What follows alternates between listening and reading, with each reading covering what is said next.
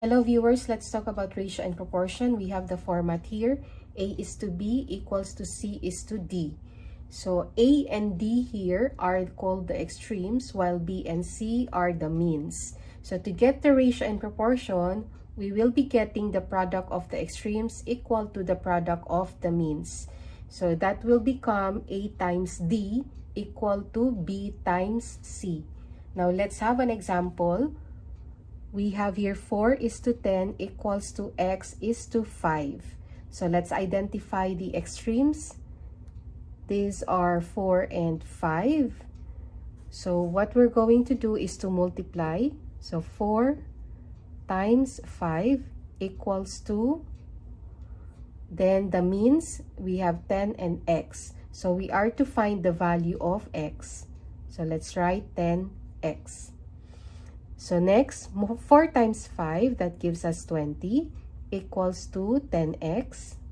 Now, to be able to cancel out 10, we will divide both sides by 10, so that what is left is x on this side.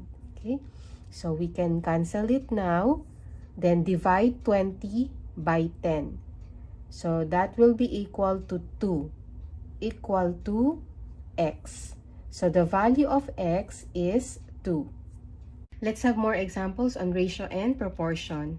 So here we have 6 is to 3 equals to 5 is to x. The extremes here are 6 and x, while the means are 3 and 5. So let's multiply the extremes. 6x equal to the product of the means. So we have 3 and 5. So 3 times 5. So now let's write 6x equal to the product of these 3 and 5. This is 15. Now to get or to cancel 6, we can divide both sides by 6. So 6 divided by 6 is just equal to 1. So we can just cancel that out. So what is left is x. So we have x equal to 15 divided by 6. And we can still convert this to lowest terms by dividing both numbers by 3. Okay. So x is equal to 15 divided by 3. This is just 5. While 6 divided by 3 is 2. So your answer for the value of x is 5 over 2. Now let's have another example. Here we have 4 is to 5 equals to 8 is to x. So here we can make it something like this. 4 over 5 equal to 8 over x. So it's a different approach. So what you can do here is to cross multiply. So you cross multiply, that means you multiply first 4 and x, and then 5 and 8. So you're cross multiplying. So again, 4x, let's write it down. 4x equal to 5 times 8. Okay. So rewriting 4x equal to the product of 5 and 8, that is equal to 40. Now we can divide both sides by 4. So 4 divided by 4 is just 1. So we can just cancel that out. We have x equal to 40 divided by 4. This is just equal to 10. So the answer is 10.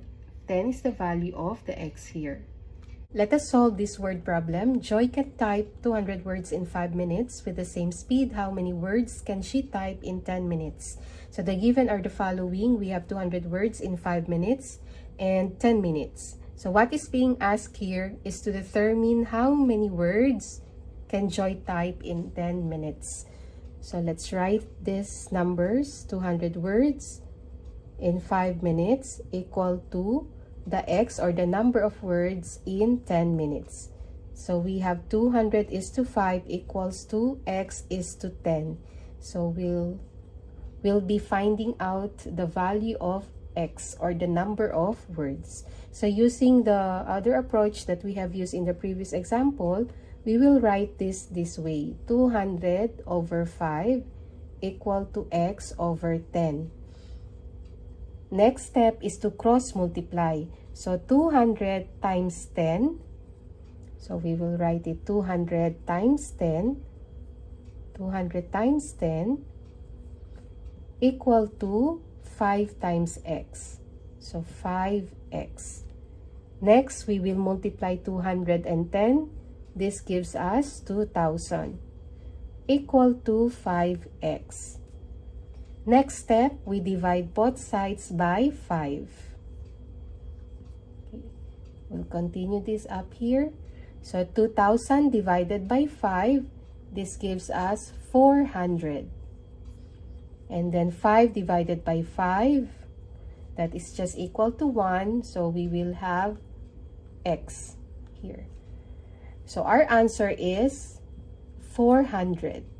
So the value of x, or the number of words, is 400. So you can just write x equal to 400 words.